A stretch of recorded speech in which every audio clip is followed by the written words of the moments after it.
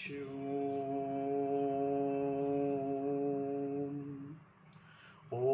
भूर्भुवः स्वः तत्सवितुर्वरेण्यं भर्गो देवस्य धीमहि धियो यो नः प्रचोदयात्।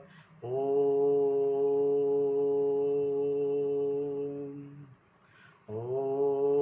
सहना भवतु सहनौ भुनक्तु सह वीर्यं करवावहै तेजस्विनावधीतमस्तु मा विद्विषावहै। ॐ शान्ति शान्ति शान्तिः। श्रुतिस्मृतिपुराणानाम् आलयं करुणालयं नमामि भगवत्पाद शङ्करं लोकशङ्करं शङ्करं शङ्कराचार्यं केशवं बादरायणं सूत्रभाष्यकृतौ वन्दे भगवन्तौ पुनः पुनः। ॐ त्वमेव माता च पिता त्वमेव त्वमेव बन्धुश्च सखा त्वमेव विद्या द्रविणं त्वमेव सर्वं मम देव देव। ओम गुरुदेव भगवान शिव शंकर भोलेनाथ कैलाशपति महाराज की जय। श्री कृष्ण शरणं मम श्री कृष्ण शरणं मम श्री कृष्ण शरणं मम श्री कृष्ण शरणं मम। देव ऋषि नारद भगवान की जय, श्री सूत जी महाराज की जय, शौनक आदि ऋषियों की जय, भगवान महर्षि व्यास जी महाराज की जय, शुकदेव भगवान की जय, शंकराचार्य भगवान की जय, स्वामी चिन्मयानंद भगवान की जय, स्वामी दयानंद भगवान की जय, स्वामी प्रबुद्धानंद भगवान की जय, स्वामी शुद्धानंद भगवान की जय, साध्वी आनंद ज्योति जी की जय, सभी गुरु देवताओं की जय, माता पिता की जय, सभी गुरु देवताओं की जय, सभी गुरु देवताओं की जय। श्री कृष्ण गोविंद हरे मुरारी हे नाथ नारायण वासुदेवा। श्री कृष्ण गोविंद हरे मुरारी हे नाथ नारायण वासुदेवा। श्री कृष्ण गोविंद हरे मुरारी हे नाथ नारायण वासुदेवा। श्री कृष्ण गोविंद हरे मुरारी हे नाथ नारायण वासुदेवा। श्रीमद् भागवत कथा छठा स्कंद 17वें अध्याय में आज हम चित्रकेतु को पार्वती देवी का श्राप की कथा पढ़ेंगे।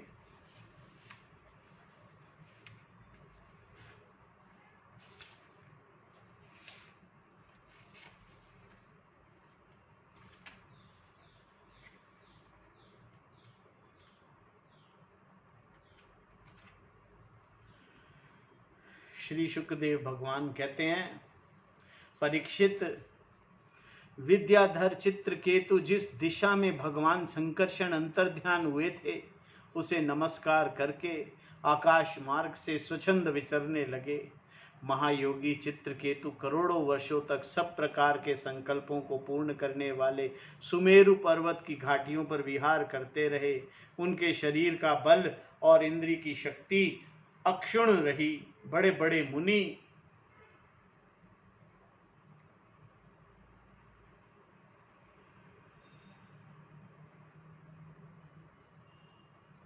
सिद्ध चारण उनकी स्तुति करने के लिए करते रहते थे। उनकी प्रेरणा से विद्याधरों की स्त्रियां उनके पास सर्वशक्तिमान भगवान के गुण और लीलाओं का गान करती रहती। एक दिन चित्रकेतु भगवान के दिए हुए तेजोमय विमान पर सवार होकर कहीं जा रहे थे। इसी समय उन्होंने देखा कि भगवान शंकर बड़े बड़े मुनियों की सभा में सिद्ध चरणों के बीच बैठे हुए हैं और साथ ही भगवती पार्वती की गोद में बैठाकर एक हाथ में उन्हें आलिंगन किए हुए हैं। यह देखकर चित्रकेतु विमान पे चढ़े हुए ही उनके पास चले गए और भगवती पार्वती को सुना सुना कर जोर जोर से हंसने लगे। चित्रकेतु ने कहा, अहो, ये सारे जगत के धर्म शिक्षक और गुरुदेव हैं, ये समस्त प्राणियों में श्रेष्ठ हैं। इनकी यह दशा है कि भरी सभा में अपनी पत्नी को शरीर से छिपका कर बैठे हुए हैं। जटाधारी बहुत बड़े तपस्वी एवं ब्रह्मवादियों की सभापति होकर भी साधारण पुरुष के समान निर्लज्जता से गोद में स्त्री को लेकर बैठे हैं।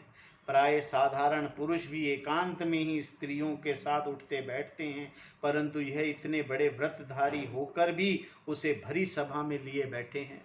श्री सुखदेव भगवान कहते हैं, परीक्षित, भगवान शंकर की बुद्धि अगाध है।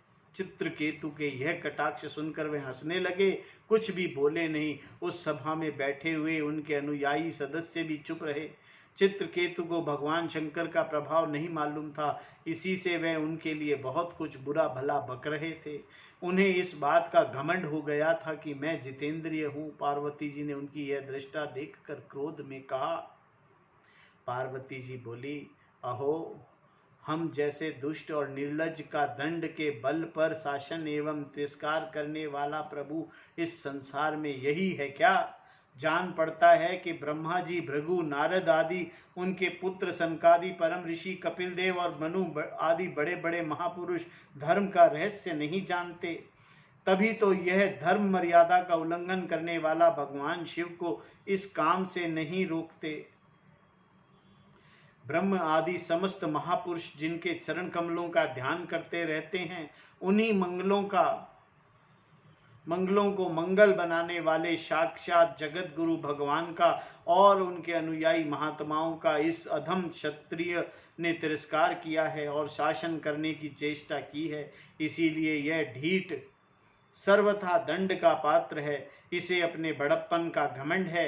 यह मूर्ख भगवान श्री हरि के उन चरण कमलों में रहने योग्य नहीं है जिनकी उपासना बड़े बड़े सत्पुरुष किया करते हैं। चित्रकेतु को संबोधन कर, अतः दुर्मते, तुम पापमय असुर योनि में जाओ। ऐसा होने से बेटा तुम फिर कभी किसी महापुरुष का अपराध नहीं कर सकोगे। श्री सुखदेव भगवान कहते हैं, परीक्षित, जब पार्वती देवी ने इस प्रकार चित्रकेतु को शाप दिया, तब वे विमान से उतर पड़े और सिर झुकाकर उन्हें प्रसन्न करने के लगे। चित्रकेतु ने कहा, माता पार्वती, मैं बड़ी प्रसन्नता से आप अपने दोनों हाथ जोड़कर आपका श्राप स्वीकार करता हूँ, क्योंकि देवता लोग मनुष्यों के लिए जो कुछ कह देते हैं वह उनके प्रारब्ध अनुसार मिलने वाले फल की पूर्व सूचना मात्र होती है। देवी, यह जीव अज्ञान से मोहित हो रहा है और इसी कारण इस संसार चक्र में भटकता रहता है तथा सदा सर्वदा सर्वत्र सुख और दुख भोगता रहता है। माताजी, सुख और दुख देने वाले न तो अपना आत्मा है और न कोई दूसरा है। जो अज्ञानी है वह ही अपने को अथवा दूसरों को सुख दुख का कर्ता मान बैठता है। यह जगत सत्व रज आदि गुणों का स्वाभाविक प्रवाह है। इसमें क्या शाप, क्या अनुग्रह, क्या स्वर्ग, क्या नरक और क्या सुख, क्या दुख।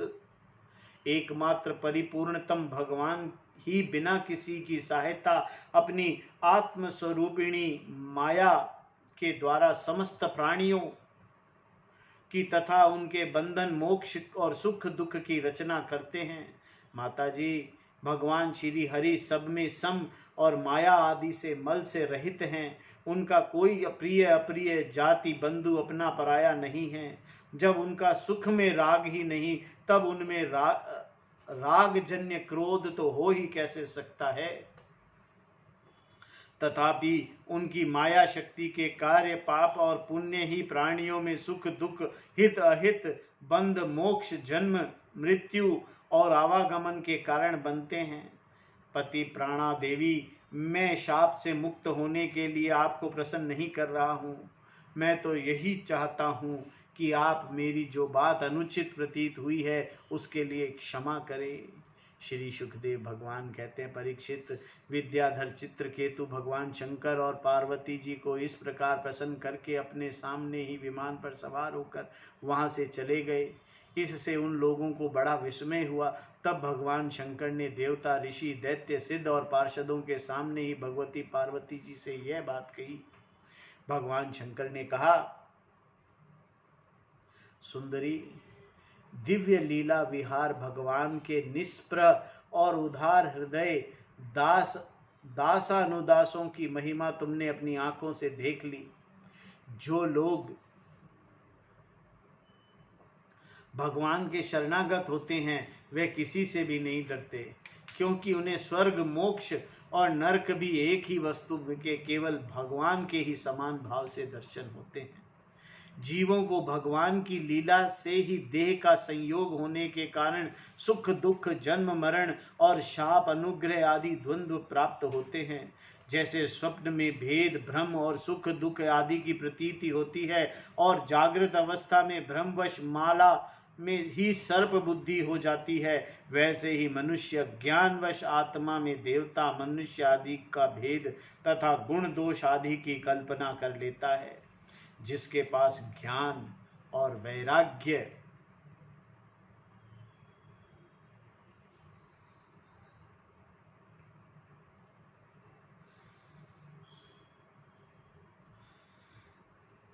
का बल है और जो भगवान वासुदेव के चरणों में भक्ति भाव रखते हैं, उनके लिए इस जगत में ऐसी कोई भी वस्तु नहीं है जिसे वे है या उपादेय समझकर राग द्वेष करें। मैं ब्रह्मा जी, संकादि, नारद, ब्रह्मा जी के पुत्र भृगु आदि मुनि और बड़े बड़े देवता कोई भी भगवान की लीला रहस्य नहीं जान पाते। ऐसी अवस्था में जो उनके नन्हे से नन्हे अंश हैं और अपने को उनसे अलग ईश्वर मान बैठे हैं, वह अपने स्वरूप को जान ही कैसे सकते हैं। भगवान को न कोई प्रिय है ना कोई अप्रिय, उनका ना कोई अपना है और ना कोई पराया। वह सभी प्राणियों की आत्मा है, इसीलिए सभी प्राणियों के प्रियतम हैं। प्रिय, यह परम भाग्यवान चित्रकेतु उन्हीं का प्रिय अनुचर, शांत एवं समदर्शी है और मैं भी भगवान श्री हरि का प्रिय हूँ। इसीलिए तुम्हें भगवान के प्यारे भक्त, शांत, समदर्शी महात्मा पुरुषों के संबंध में किसी प्रकार का आश्चर्य नहीं करना चाहिए। श्री सुखदेव जी कहते हैं, परीक्षित, भगवान शंकर का यह भाषण सुनकर भगवती पार्वती की चित्तवृत्ति शांत हो गई और उनका विस्मय जाता रहा। भगवान के परम प्रेमी भक्त चित्रकेतु भी भगवती पार्वती को बदले में शाप दे सकते थे, परंतु उन्होंने उन्हें शाप न देकर उनका शाप सिर चढ़ा लिया। वही साधु पुरुष का लक्षण है। यही विद्याधर चित्रकेतु दानव योनि का आश्रय लेकर त्वष्टा और दक्षिणाग्नि से पैदा हुए। वहां इनका नाम वृत्रासुर हुआ और वहां भी भागवत स्वरूप के ज्ञान एवं भक्ति से परिपूर्ण ही रहे। तुमने मुझसे पूछा था कि वृत्रासुर का दैत्य योनि में जन्म क्यों हुआ और उस भगवान की ऐसी भक्ति कैसे प्राप्त हुई। उसका पूरा विवरण मैंने तुम्हें सुना दिया। महात्मा चित्रकेतु, यह पवित्र इतिहास केवल उनका ही नहीं, समस्त विष्णु भक्तों का महात्म्य है। इसे जो सुनता है वह समस्त बंधनों से मुक्त हो जाता है। जो पुरुष प्रातः काल उठकर मौन रहकर श्रद्धा के साथ भगवान का स्मरण करते हुए इस इतिहास का पाठ करता है, उसे परम गति की प्राप्ति होती है। ओम तत्सत। 18वां अध्याय, अदिति और दीति की संतानों की तथा मृदुगणों की उत्पत्ति का वर्णन, वो इस अध्याय में हम अब करेंगे। श्री सुखदेव जी कहते हैं, परीक्षित, सविता की पत्नी प्रश्नि के गर्भ से 8 संतानें हुई। सावित्री, व्यहृति, त्रेयी, अग्निहोत्र, पशु, सोम, चातुर्मास्य और पंच महायज्ञ। भग की पत्नी सिद्धि ने महिमा, विभु और प्रभु, यह 3 पुत्र और आशीष नामक एक कन्या उत्पन्न की। यह कन्या बड़ी ही सुंदरी और सदाचारिणी थी। धाता की 4 पत्नियां थी, कुहू, सीनीवाली, राका और अनुमति। उनके कर्मशः साय, दृश्य, प्रातः और पूर्णमास ये 4 पुत्र हुए। धाता के छोटे भाई का नाम था विधाता। उनकी पत्नी क्रिया थी, उसे पुर्यश नाम के 5 अग्नियों से उत्पत्ति हुई। वरुण जी की पत्नी का नाम चार्षणी था। वे भृगु जी ने पुनः जन्म ग्रहण किया। उनके पहले वे ब्रह्मा जी के पुत्र थे। महायोगी वाल्मीकि भी वरुण के पुत्र थे। वाल्मीकि से पैदा होने के कारण उनका नाम वाल्मीकि पड़ गया।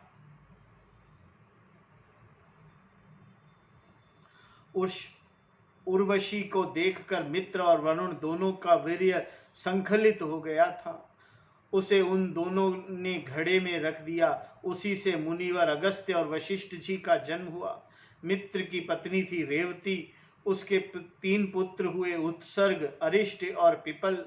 प्रिय परीक्षित देवराज इंद्र की पत्नी थी पुलोमानंदिनी शची। उनसे हमने सुना है उनके 3 पुत्र उत्पन्न हुए, जिसे उत्पन्न किए जयंत, ऋषभ और मीड़वान। स्वयं भगवान विष्णु ही बलि पर अनुग्रह करने के लिए, इंद्र का राज्य लौटाने के लिए माया से वामन उपेंद्र का रूप में अवतरित हुए थे। उन्होंने 3 पग पृथ्वी मांगकर तीनों लोक नाप लिए थे। उनकी पत्नी का नाम था कीर्ति। उससे बृहच्छलोक नामक पुत्र हुआ। उसके सौभग आदि कई संतानें हुई। कश्यप नंदन भगवान वामन ने माता अदिति के गर्भ से क्यों जन्म लिया और इस अवतार में उन्होंने कौन से गुण लीलाएं और पराक्रम प्रकट किए, इसका वर्णन मैं आके 8वें स्कंद में करूंगा। प्रिय परीक्षित, अब मैं कश्यप जी की दूसरी पत्नी दिति से उत्पन्न होने वाली उस संतान परंपरा का वर्णन करता हूँ, जिसमें भगवान के प्यारे भक्त श्री प्रहलाद जी और बलि का जन्म हुआ। दिति के दैत्य और दानवों के वंदनीय 2 ही पुत्र हुए, हिरण्यकश्यपु और हिरण्याक्ष। इनकी संक्षिप्त कथा मैं तुम्हें 3रे स्कंद में सुना चुका हूँ। हिरण्यकश्यपु की पत्नी दानवी कयाधु थी। उसके पिता जाम्ब ने उसका विवाह हिरण्यकश्यपु से कर दिया था। कयाधु के 4 पुत्र हुए, सहराद, अनुहराद, हराद और प्रहलाद।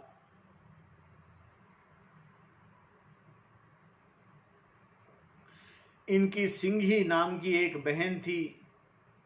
उसका विवाह विप्राचित नामक दानव से हुआ। उससे राहु नामक पुत्र की उत्पत्ति हुई। यह वही राहु है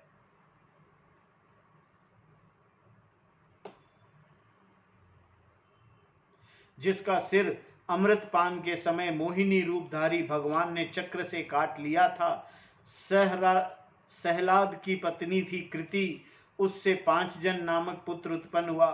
प्रहलाद की पत्नी थी धामिनी। उसके 2 पुत्र हुए, वतापी और इलावल। इस इलावल ने ही महर्षि अगस्त्य की अस्थियों के समय वातापित्त को पकाकर उन्हें खिला दिया था। अनुहृलाद की पत्नी सुरमया थी। उसके 2 पुत्र हुए, बशकल और महिषासुर। प्रहलाद का पुत्र था विरोचन। उसकी पत्नी देवी के गर्भ से दैत्यराज बलि का जन्म हुआ। बलि की पत्नी का नाम अशना था। उससे बाण आदि 100 पुत्र हुए। दैत्यराज बलि की महिमा गान करने योग्य है। उसमें आगे 8वें स्कंद में सुनाऊंगा। बलि का गाना भी सुनाऊंगा। बलि से भगवान दान मांगेंगे, वो आपको एक भजन के रूप में सुनाया जाएगा।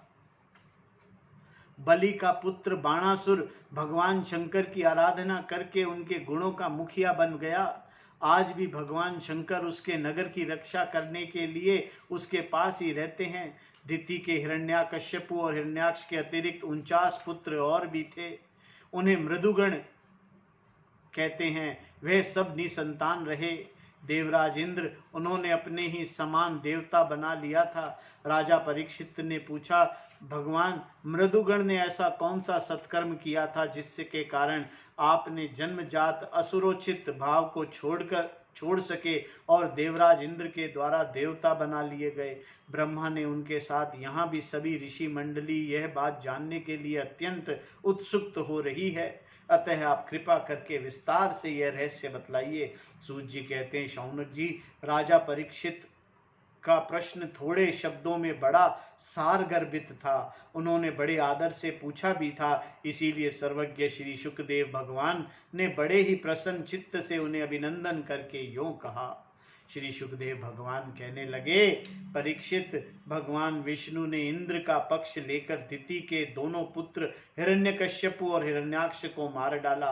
अतः दिति शोक की आग से उदीप्त क्रोध से जलकर इस प्रकार सोचने लगी, सचमुच इंद्र बड़ा विषयी, क्रूर और निर्दयी है। राम राम, इसने अपने भाइयों को ही मरवा डाला।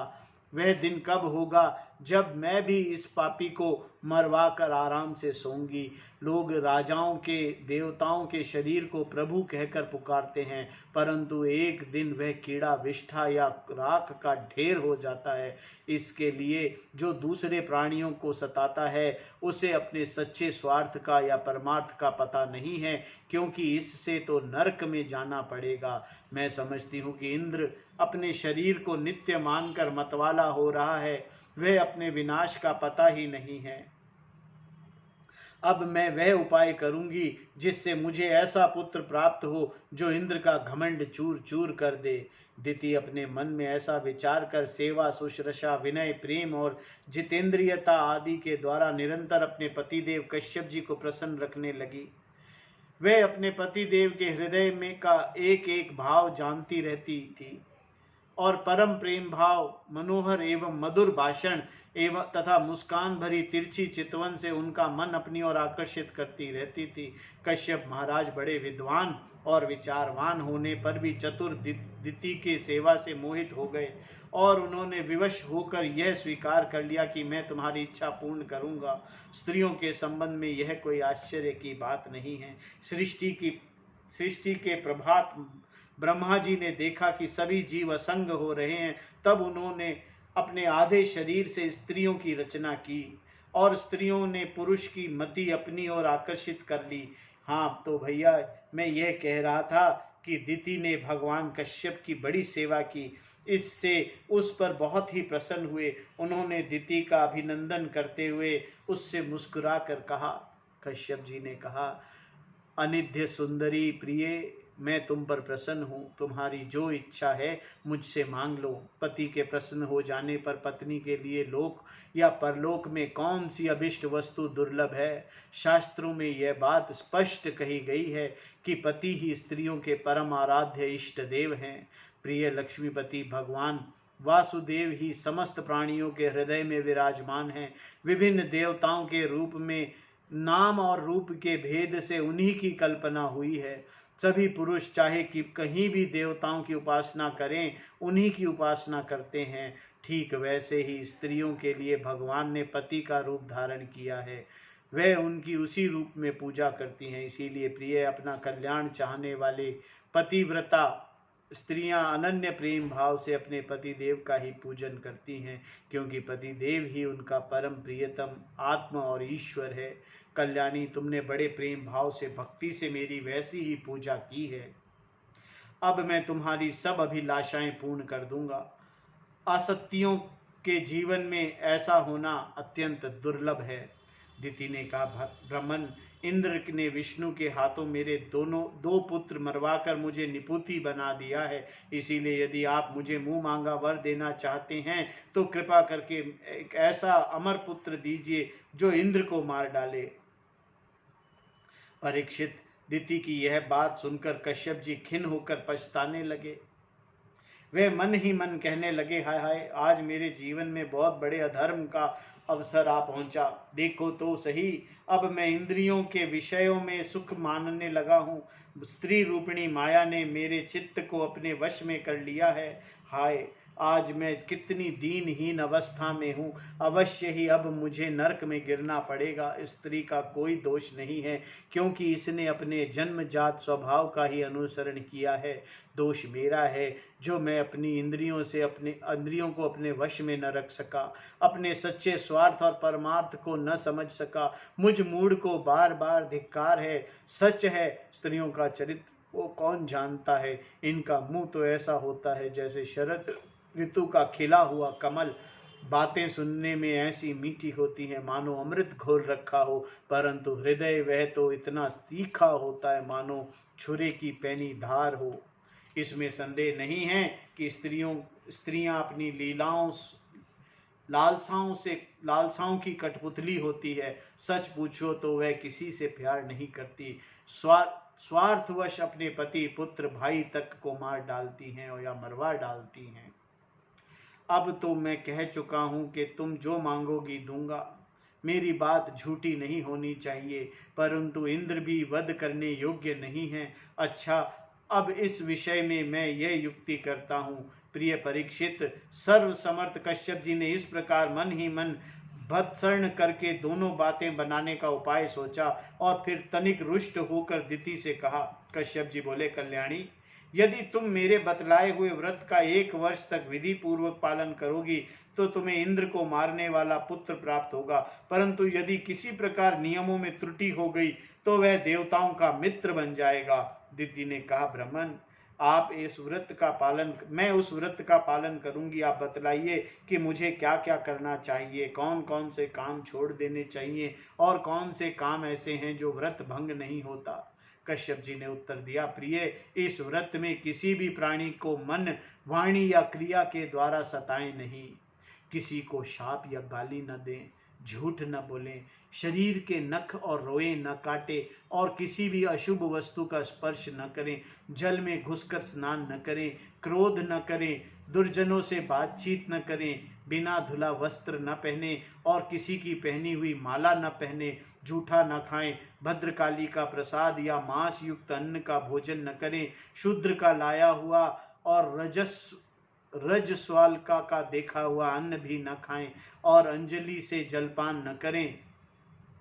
झूठे मुंह बिना आचमन किए, संध्या के समय बाल खोले हुए, बिना श्रृंगार के, वाणी का संयम किए बिना और बिना चादर ओढ़े घर से बाहर न निकलें, बिना पैर धोए, अपवित्र अवस्था में गीले पांवों से उत्तर या पश्चिम सिर करके दूसरे के साथ नग्नावस्था में तथा सुबह शाम सोना नहीं चाहिए। इस प्रकार इन निषेध कर्मों को त्याग करके सर्वदा पवित्र रहें, धुला वस्त्र धारण करें और सभी सौभाग्य के चिन्ह सुसज्जित रहें। प्रातः काल कलेवा करने के पहले ही गाय, ब्राह्मण, लक्ष्मी जी और भगवान नारायण की पूजा करें। इसके बाद पुष्पमाला, चंदन आदि सुगंध द्रव्य, नैवेद्य और आभूषण आदि से सुहागिनी स्त्रियों की पूजा करें तथा पति की पूजा करके उनकी सेवा में संलग्न रहे और यह भावना करती रहें कि पति का तेज मेरी कोख में स्थित है। प्रिय, इस व्रत का नाम पुंसवन है। यदि 1 वर्ष तक तुम इसे बिना किसी त्रुटि के पालन कर सकोगी तो तुम्हारी कोख में इंद्र घाती पुत्र उत्पन्न होगा। परीक्षित दिति की बड़ी मनस्विनी और दृढ़ निश्चय वाली थी। उसने बहुत ठीक कहकर उनकी आज्ञा स्वीकार कर ली। अब दिति अपनी कोख में भगवान कश्यप का वीर्य और जीवन में उनका बतलाया हुआ व्रत धारण करके अनायास ही नियमों का पालन करने लगी। प्रिय परीक्षित, देवराज इंद्र अपनी मौसी दिति का अभिप्राय जान बड़ी बुद्धिमानी से अपना वेश बदलकर दिति के आश्रम आए और उसकी सेवा करने लगे। वह दिति के लिए प्रतिदिन समय पर वन से फल फूल, कंद मूल, समिधा, कुश, पत्ते, दूब, मिट्टी और जल लाकर उनकी सेवा में समर्पित करते।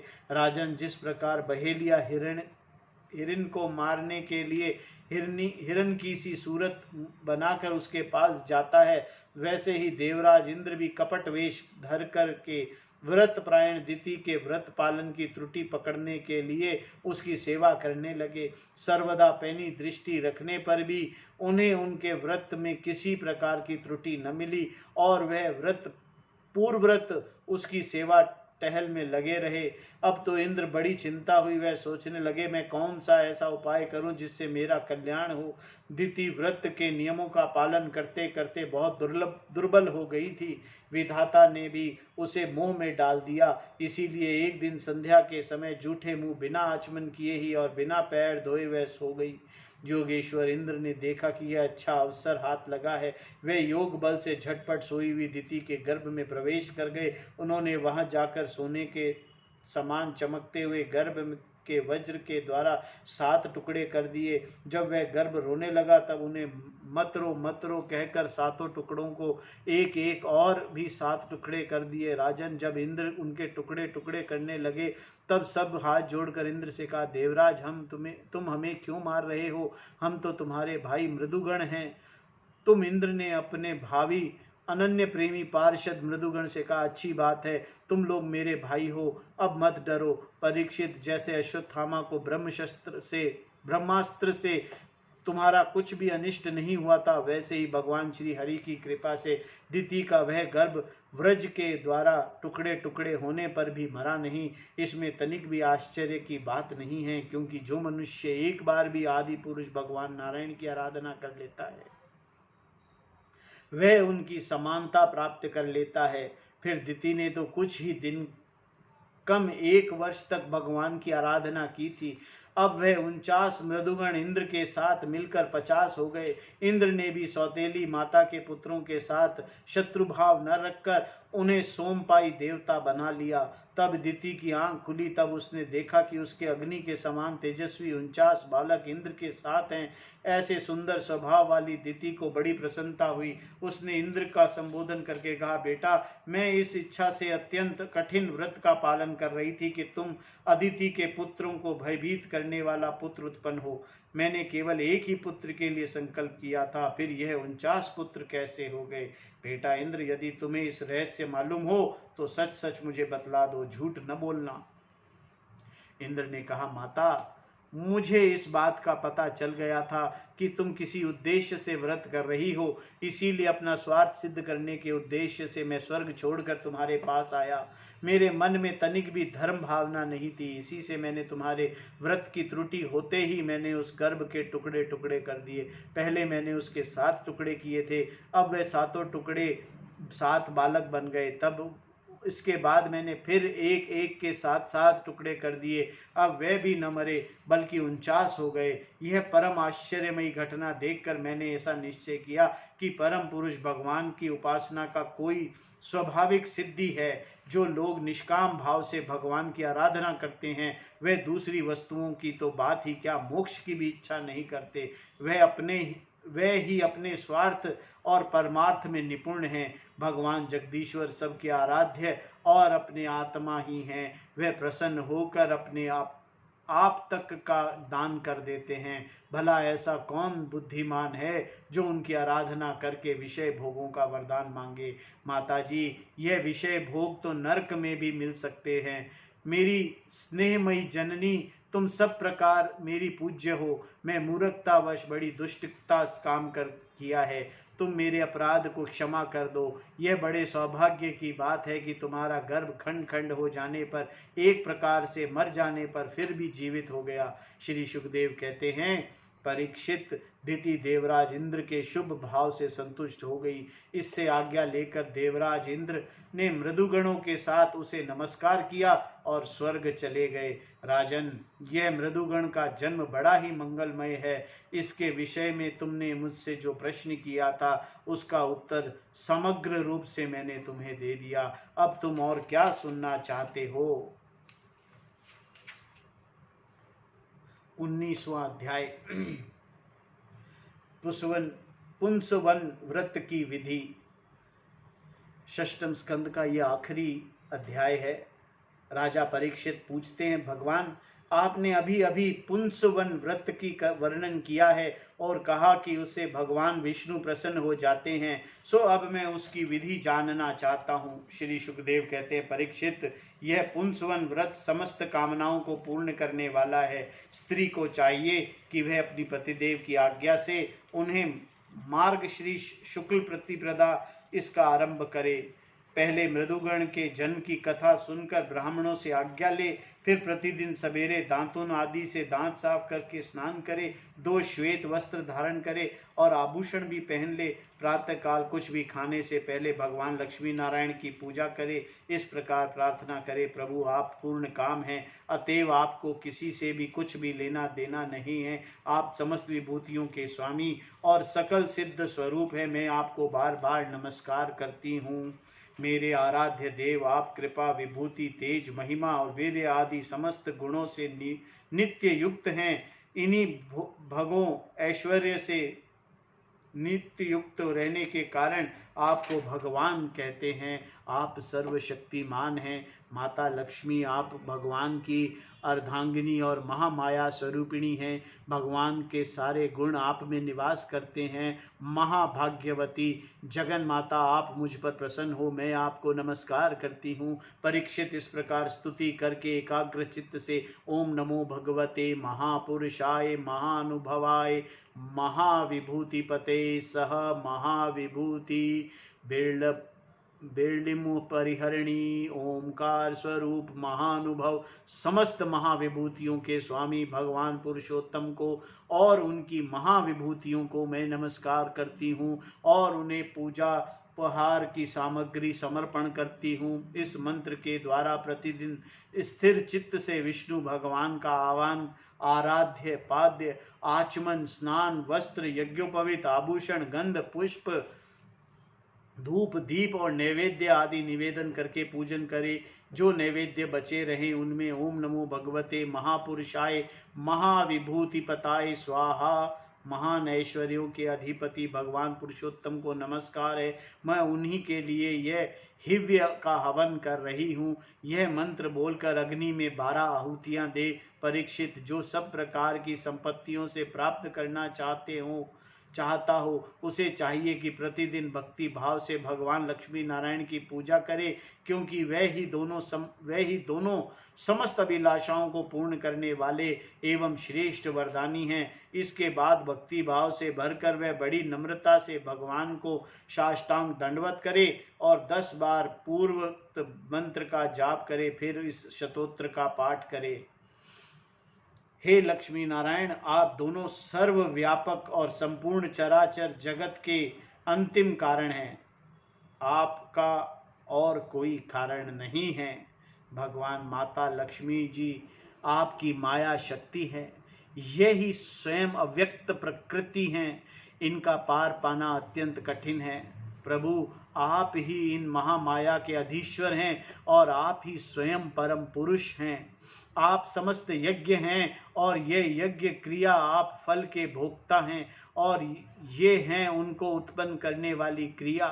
माता लक्ष्मी जी तीनों गुणों की अभिव्यक्ति हैं और आप उन्हें व्यक्त करने वाले और उनके भोक्ता हैं। आप समस्त प्राणियों के आत्मा हैं और लक्ष्मी जी शरीर, इंद्रिय और अंतःकरण हैं।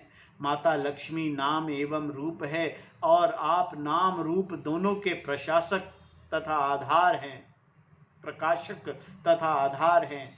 प्रभु, आपकी कीर्ति पवित्र है। आप दोनों ही त्रिलोकी में वंदनीय परमेश्वर हैं। आप मेरी बड़ी बड़ी आशा अभिलाषाएं आपकी कृपा से पूर्ण हो। परीक्षित, इस प्रकार परम वादिनी भगवान लक्ष्मी नारायण की स्तुति करके वहां से नैवेद्य हटा दें और आचमन करा के पूजा करें। तदंतर भक्ति भाव भरित हृदय से भगवान की स्तुति करें और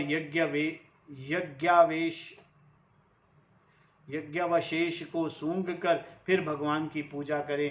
भगवान की पूजा के बाद अपने पति को साक्षात भगवान समझकर परम प्रेम से उनकी प्रिय वस्तुएं सेवा में उपस्थित करें। पति का भी यह कर्तव्य है कि वे आंतरिक प्रेम से अपनी पत्नी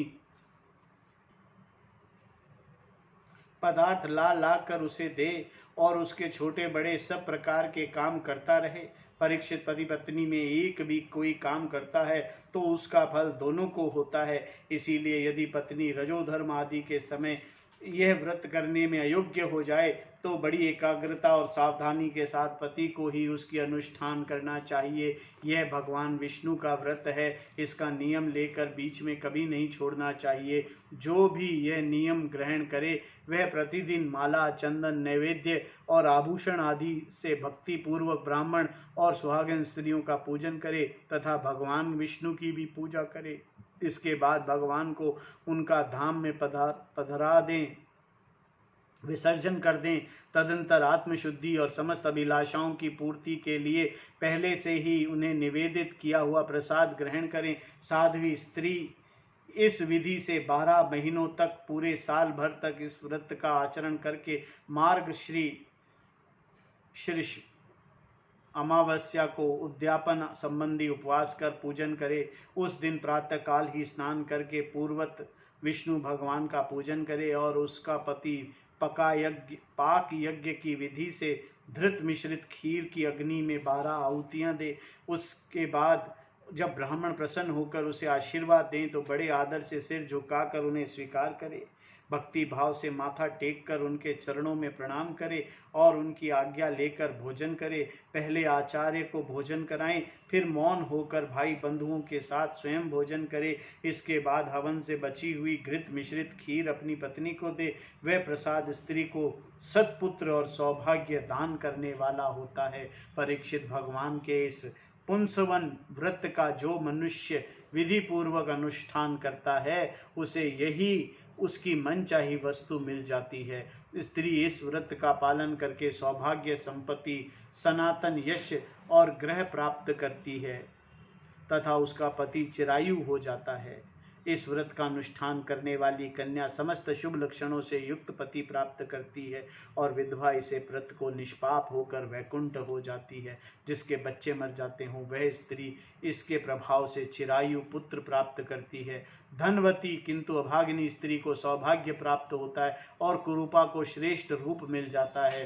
रोगी इस व्रत के प्रभाव से रोग मुक्त होकर बलिष्ठ शरीर और श्रेष्ठ इंद्रिय शक्ति प्राप्त कर लेते हैं। जो मनुष्य मांगलिक श्राद्ध कर्मों में इसका पाठ करता है उसके पितृ और देवता अनंत तृप्ति लाभ करते हैं। वह संतुष्ट होकर हवन के समाप्त होने पर वृत्ति की समस्त इच्छाएं पूर्ण कर देते हैं। यह सब तो संतुष्ट होते ही हैं, समस्त यज्ञों के एकमात्र भोक्ता भगवान लक्ष्मी नारायण भी संतुष्ट हो जाते हैं और इस वृत्ति की समस्त अभिलाषाएं पूर्ण कर देते हैं। परीक्षित, मैंने तुम्हें मृदुगण के आदरणीय और पुण्यप्रद जन्म की कथा सुनाई और साथ ही दिति के श्रेष्ठ पुनस्वन व्रत का वर्णन भी सुना दिया। इति षष्ठ स्कंद समाप्त। हरि ओम तत्सत। ओम नमो भगवते वासुदेवाय। अब शुरू होता है 7वां स्कंद, नारद युधिष्ठिर का संवाद, जय विजय की कथा। इसका हम आरंभ कल करेंगे।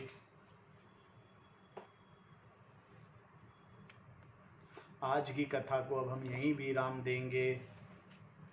आरती अति पावन पुराण की, धर्म भक्ति विज्ञान खान की।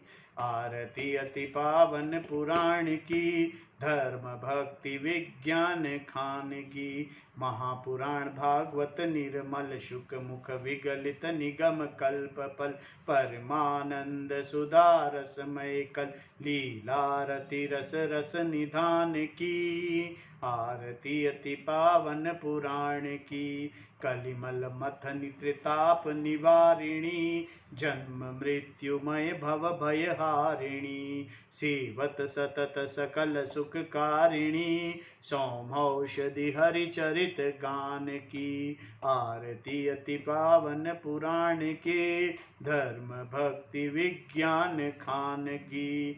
विषय विलास विमोह विनाशिनी, विमल विराग विवेक विकासिनी।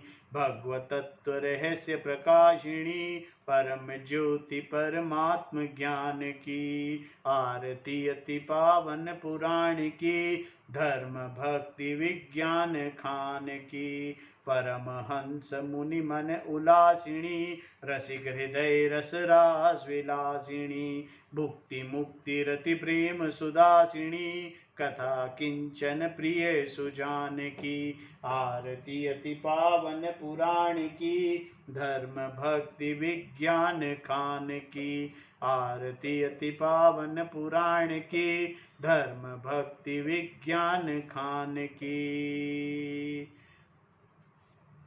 ओम नमो भगवते वासुदेवाय।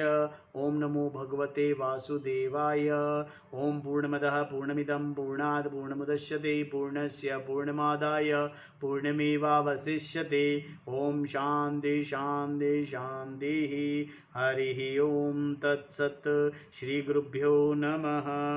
हरि ओम। श्रीमन्नारायण नारायण नारायण भजमन नारायण नारायण नारायण श्रीमन्नारायण नारायण नारायण भजमन नारायण नारायण नारायण श्रीमन्नारायण नारायण नारायण भजमन नारायण नारायण नारायण।